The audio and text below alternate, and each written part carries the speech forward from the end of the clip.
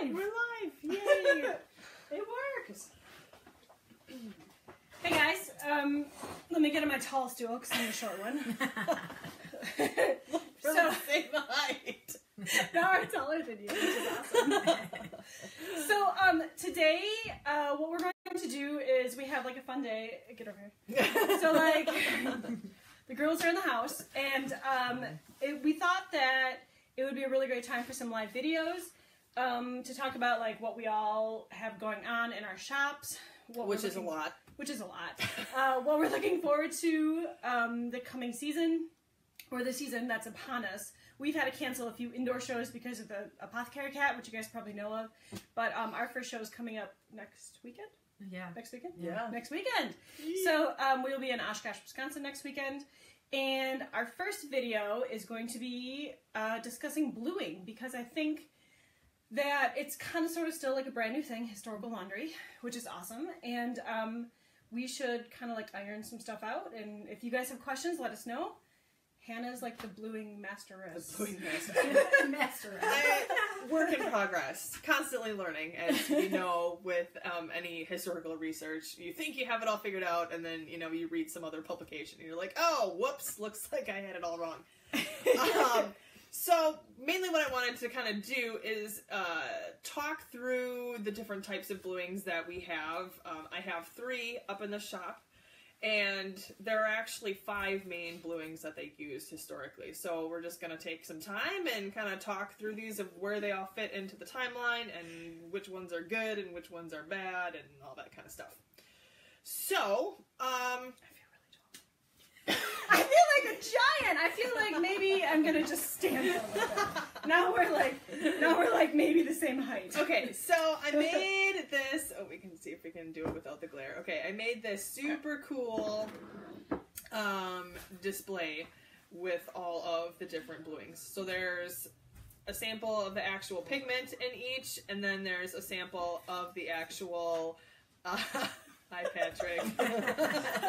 Your shipping is out, you guys. So if you ordered, your shipping is out. And then I did like a little fabric swatch of each also. So if we start kind of in the beginning, there were 2 main pigments, and it kind of depends on who you ask which one came first. But those would be smalt and indigo. Okay, so what is bluing for? Before we get into that. That's true. What is bluing for? Okay. I'm putting the cart before the horse a little bit here. Bluing is used in laundry to make your whites whiter. So you're going to have a little bit of color theory in there. Right. So if you apply like a tiny amount of blue pigment to something, it's going to kind of brighten up dingy yellow clothing. So you're really tall too. I know. So here, You gotta sit down. There you go. Yeah. I am the I'll go to shortest. back. That's better. I'm surrounded by tall ladies. So let's see. Should I start with smalt? Okay, so bluing is to make your whites whiter. Yes. Okay, and there's like a science to it, but basically it like gives this cool cast and like don't keep it in there very long.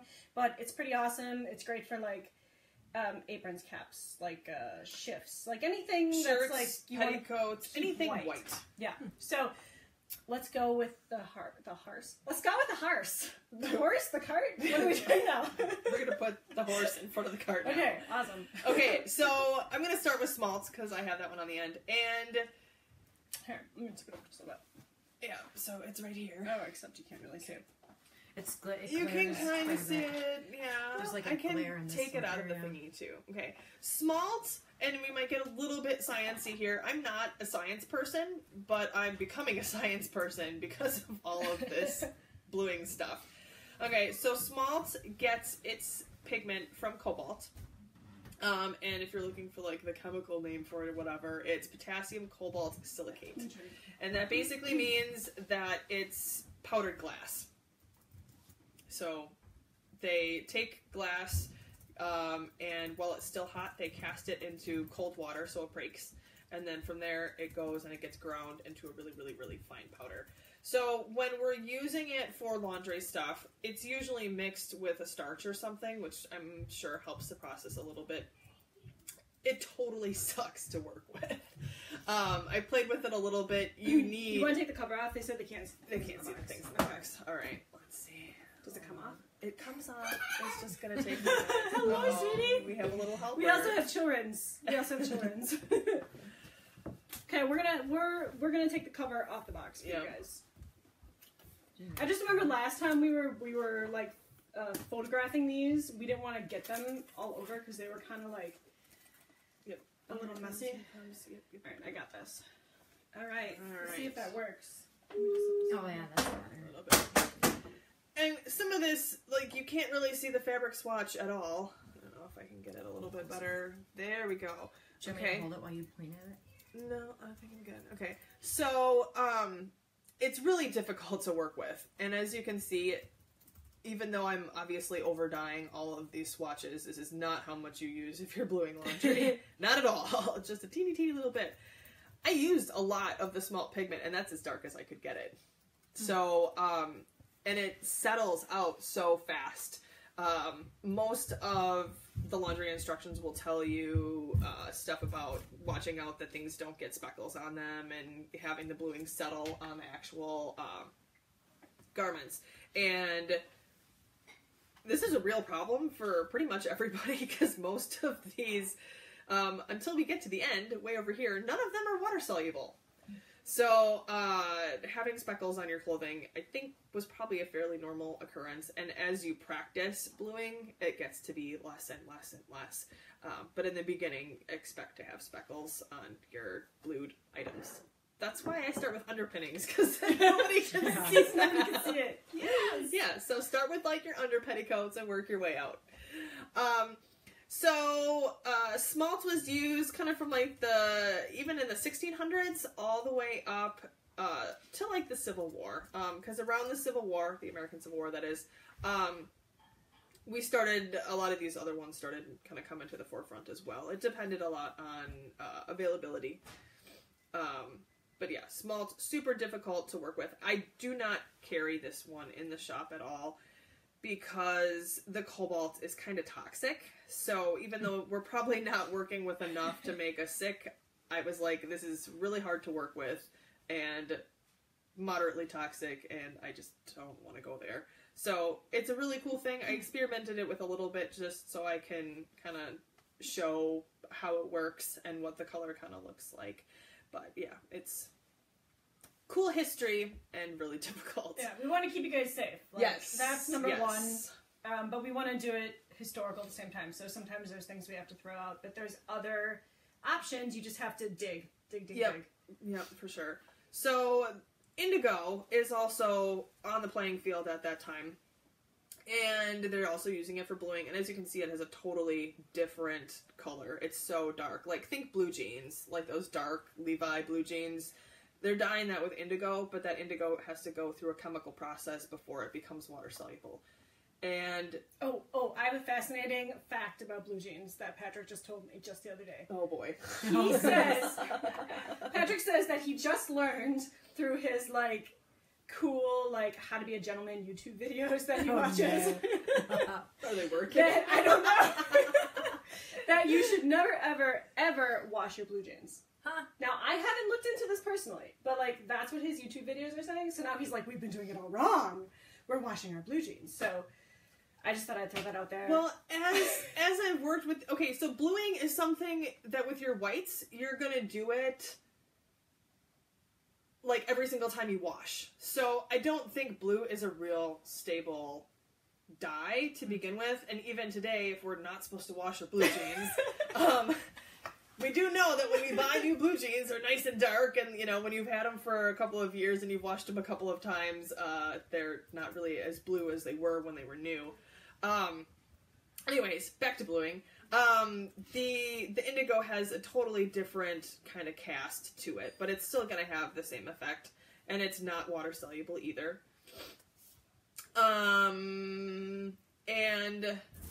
Let's see, I have an 1880s recipe that does go through the chemical process and does make it water soluble, but that involves some fairly harsh chemicals that I am not necessarily sure I want in my kitchen. So we're just rolling with this version, okay? And this we do have in the shop. Comes in a cute little package that looks like this. And what's inside here is indigo in its original form is kind of like a block. And let's see, if I tip the board sideways, you can see there's a big chunk sticking up. So it comes as kind of like this block, and you can either kind of shave it off, or what I did for the packaging there is I wrapped it in a piece of cotton so that you can get the cotton wet and just squeeze out the pigment you want, which is a really awesome method to do it because you're not going to end up with as large of pieces of sediment and particles in your bluing water, and that lessens your chance of having like speckles on your stuff. Right. So always a good thing. Because in the 18th century, things weren't combined for you, right? I mean, so far you haven't found that. Yeah, so if you were buying this in the 18th century, you would just be going down and buying a big block of indigo, and you would do wrapping it in there's all kinds of options of what you could wrap it in depending on what manual and what person you were following. So it could be anything from flannel to just plain cotton, linen, muslin, whatever. I went cotton because it's just as effective, and I feel like it's easier to get wet. Like, if you wrap it in flannel, like, you're fighting to get that wool to get enough moisture in it to squeeze the pigment out. So, the indigo we have works pretty well. So, let's see. Then we're moving on to Prussian Blue. This is, like, the very first synthetic blue dye. And I want to say it was the first synthetic, like, ever. But don't quote me on that. But so it came out in the early 1700s. I think it became kind of commercially available to people in 1724. It was used a lot by artists, and this has like a much darker, kind of richer color.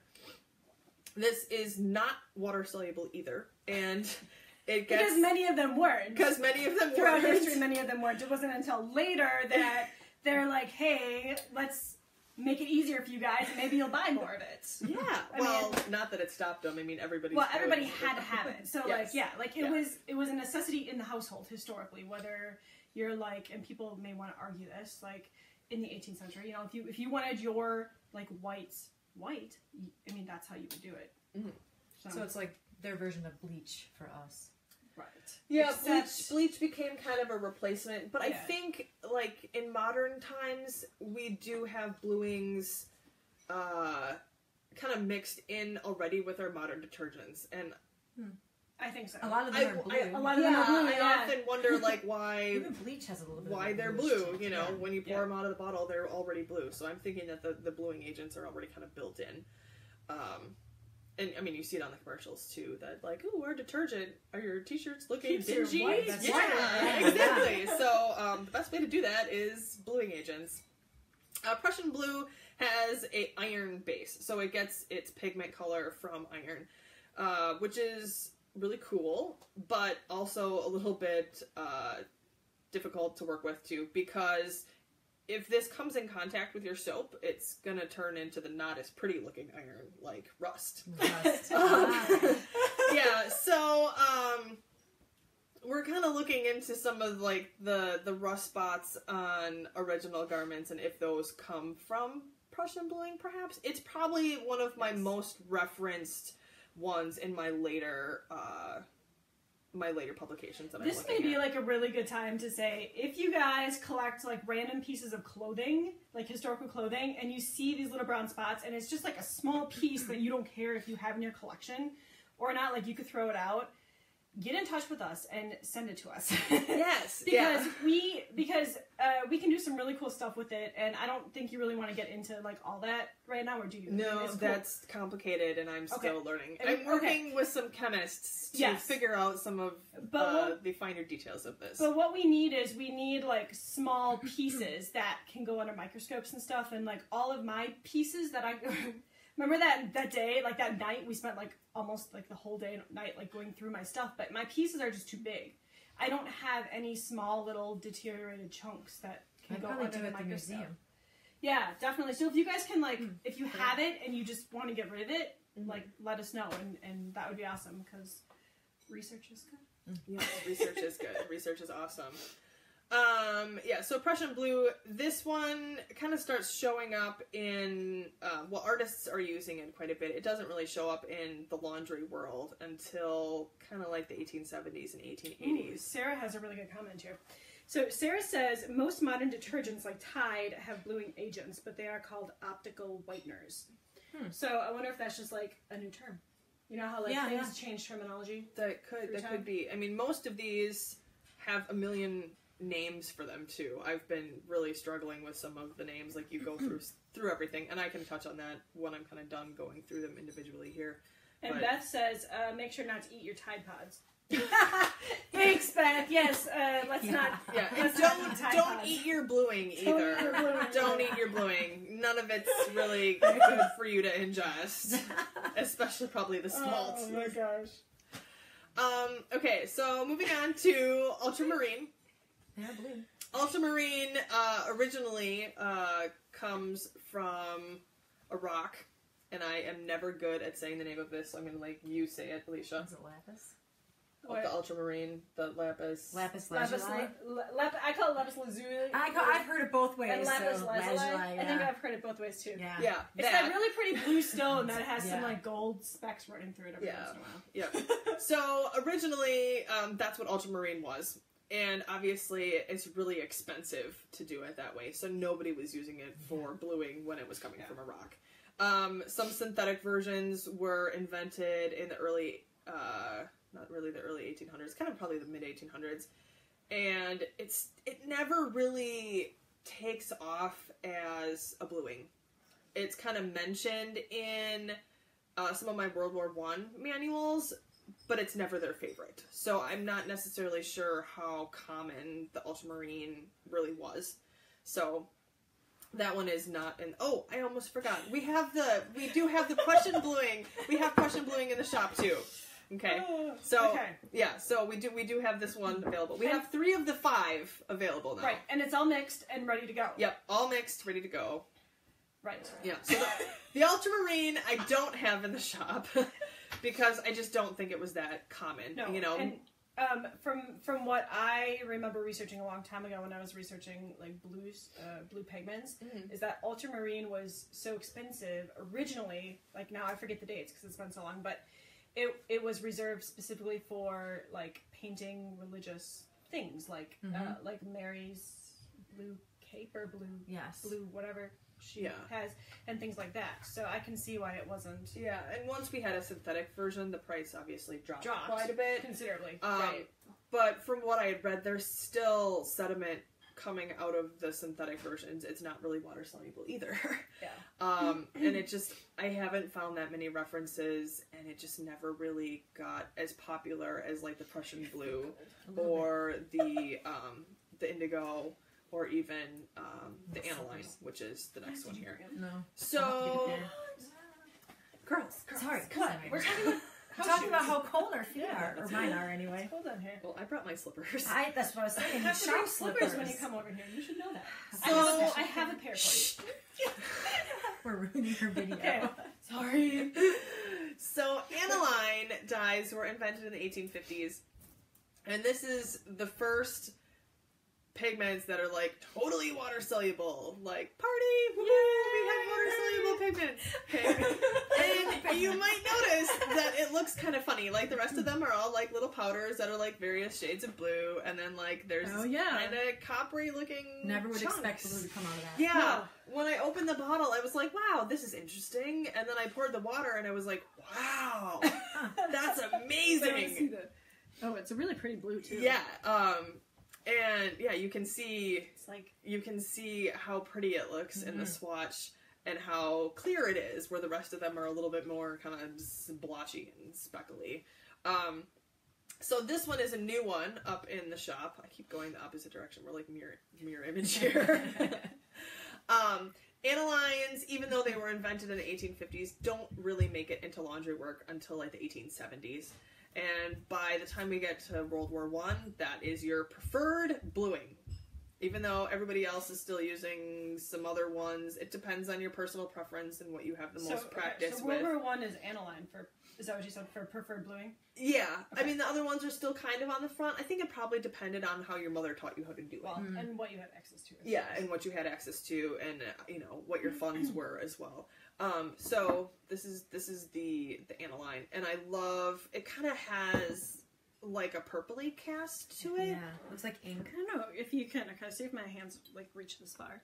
Can you guys see like kind of the difference? Well, and you can see in color? the Prussian is starting And to if settle you out look- a little bit. Oh, do you want me to shake it up? Was You this don't have to, relatively you can see cheap by the 1870s, or was it still kind of expensive? Like, what would have been the cheapest form of bluing at that point in time? I'm not sure exactly. I'm gonna guess that the Aniline and the Prussian bluing are probably still kind of in the same neighborhood, price wise. Indigo was a little bit more expensive, but people are still using it, and the Indigo and Smalt show up in other cleaning products, which is really interesting, I think, too. Like, you know, who would know that you would be cleaning mirrors with Smalt? Right. That's a really, I'm not really seeing how that makes it clean, but Yeah. I ran into a couple different references, so apparently it must work. I wonder if there's any references in soap. I'm gonna have to look that up now. Yeah. For like cleaning soaps. For like, yeah. Definitely. So yeah, a lot of these have different names for them as well. So we can kind of go back to the beginning. The Smalt, most of the time, if you're reading like 18th century laundry manual, or even like the different manuals for maids and households and that sort of thing, they're gonna call it powder blue. And it was pretty tough to figure out what exactly powder blue was. But I think we have it pretty well honed down that powder blue is in fact Smalt. It has some other bizarre names too, but those ones aren't really mentioned as often as the powder blue is. So powder blue and Smalt are the same thing. Indigo, so that was the one over here. Indigo is called stone blue, which is probably because of its block form, would be my guess. It's also called fig blue, and I'm not necessarily sure where it got that name.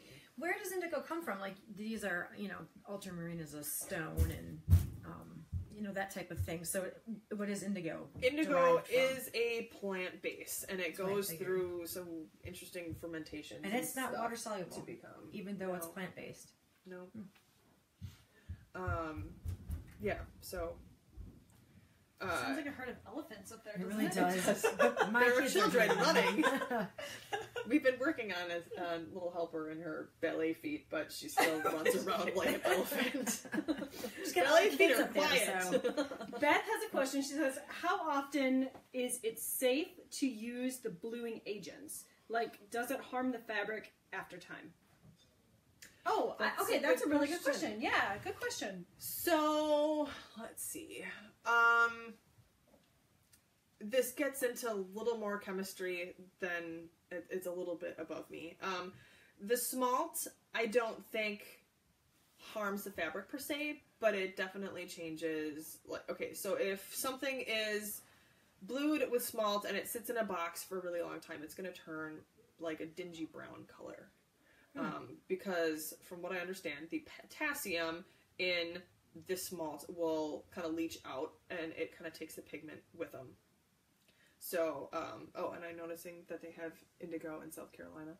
Mm-hmm. Oh, good. They're finally starting to come through it. That took a long time Did for it? stuff to start coming through. Oh, yeah. Yes, in the U.S., we had a lot of indigo in South Carolina, and it kind of tapered off over time. We don't have as much as we used to. So, in the 18th century, I keep going back and forth on which one was the most economical for people to use, the Smalt or the indigo. And I think it sort of depended on where you lived.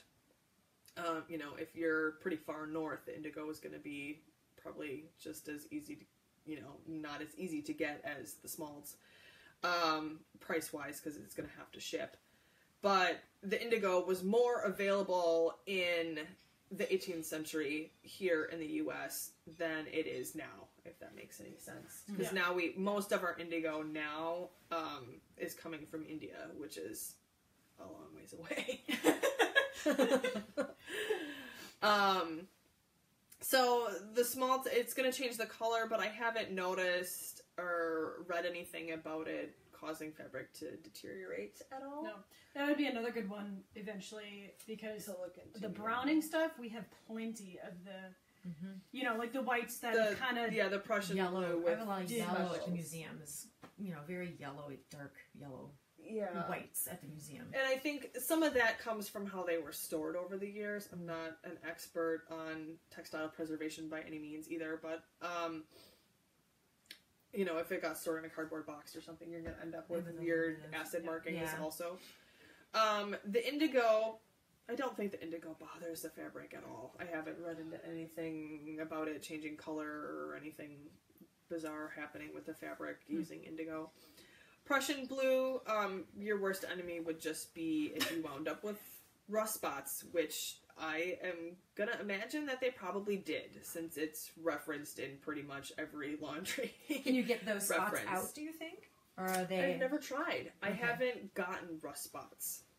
So, I guess I'll let you know when I get one.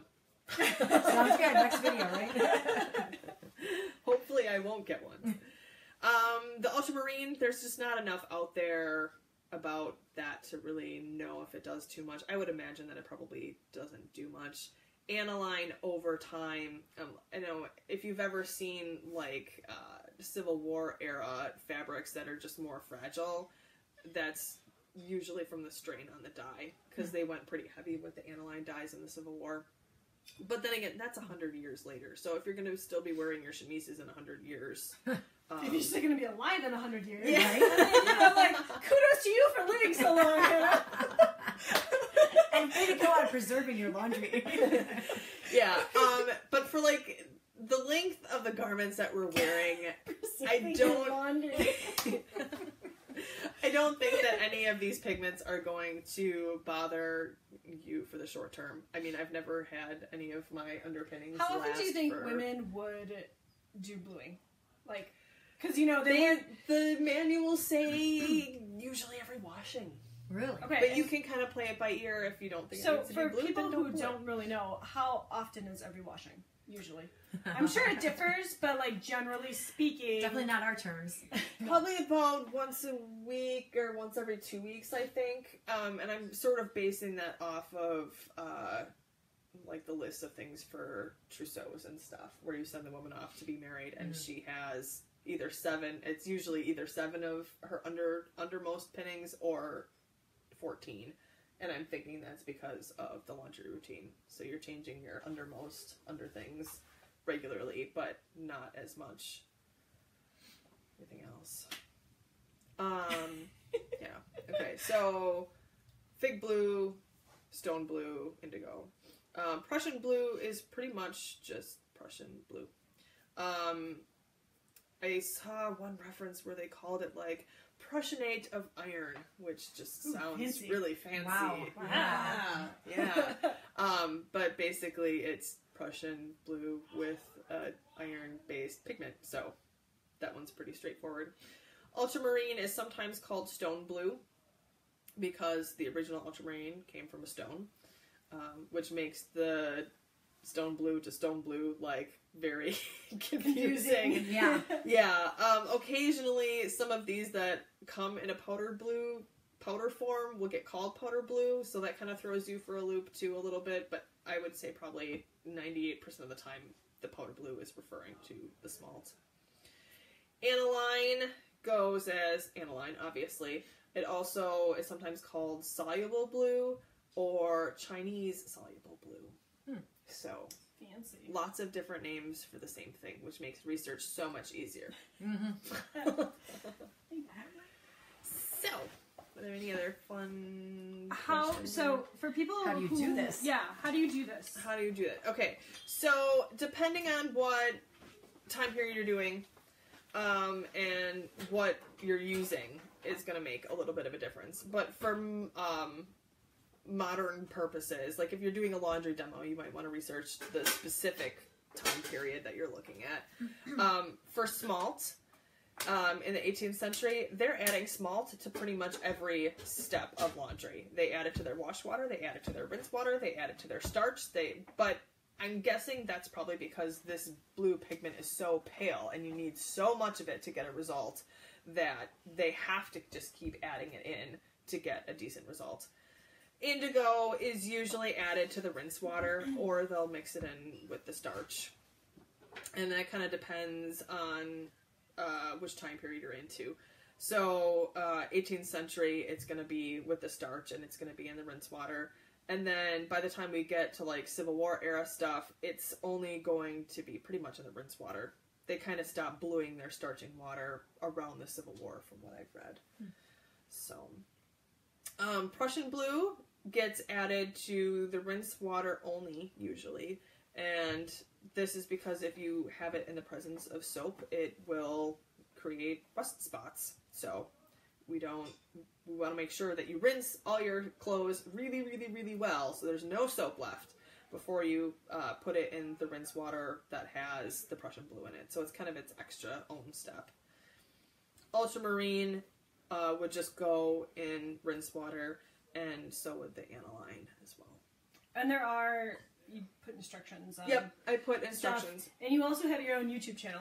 I do have, right? Yep, I have my own YouTube channel. What we've been doing in the shop, I really haven't had time to like get new stuff up in the shop, but the few things that are up in the shop, I've been trying to like link her videos to them, so if you have questions about them, you can just click the video.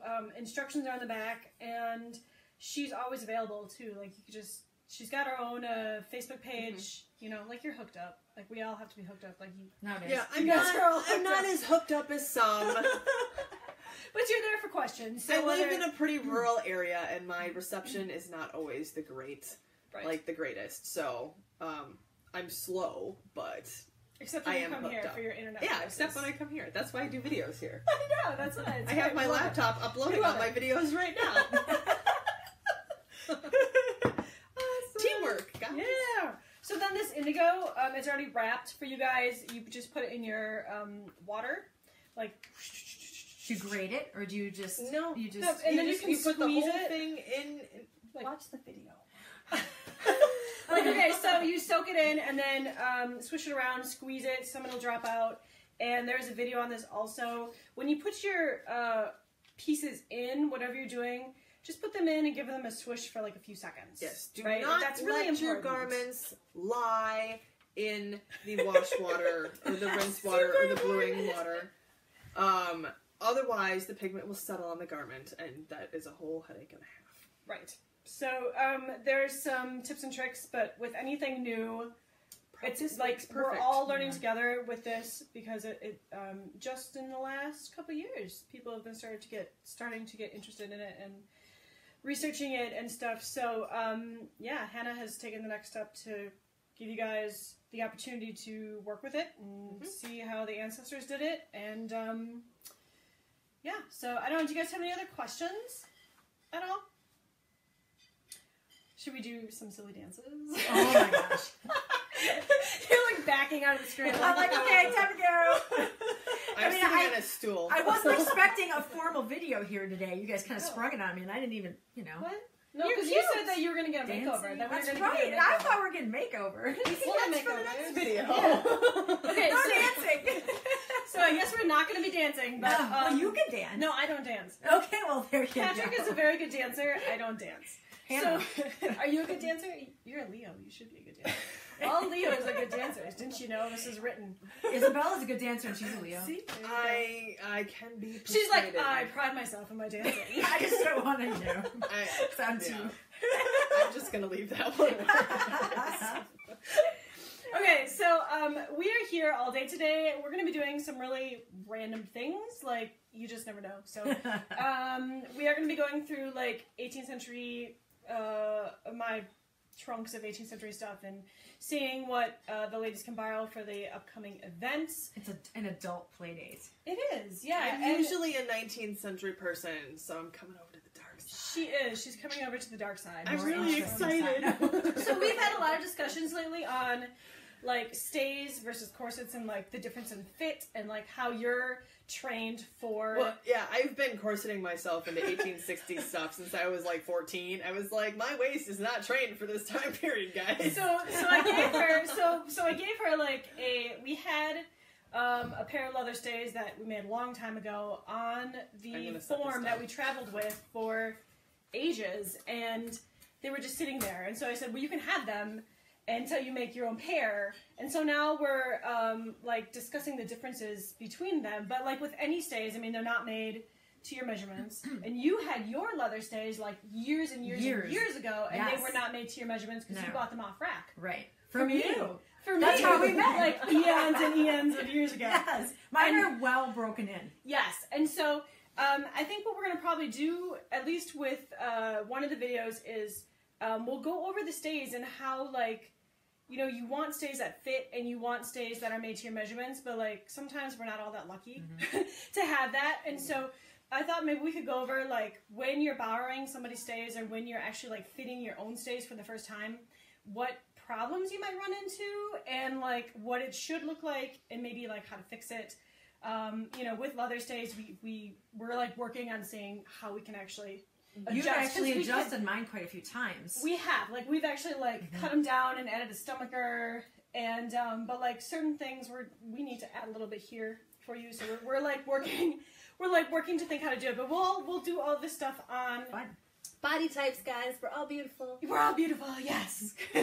We'll do this stuff on live video for you guys, and we'll let you know like 15-20 minutes ahead of time while we're doing it, so you guys can like schedule your time. But today will be fun, so just keep checking in, and yeah. And that's, anybody else want to add anything? I'm good. We're all beautiful. I learned We are beautiful. We are beautiful. And you're beautiful too. Okay, we'll see you guys later, and yeah. Oh, look, I got blue. It's a good thing we're down in the lab. Why it was in the box. Is this the ultramarine? Yes. Okay, that is hang on. Let me reach it. I got it. I got it. No, I don't. No, I don't have it. I'm sorry, you guys. This is funny. Oh, because I want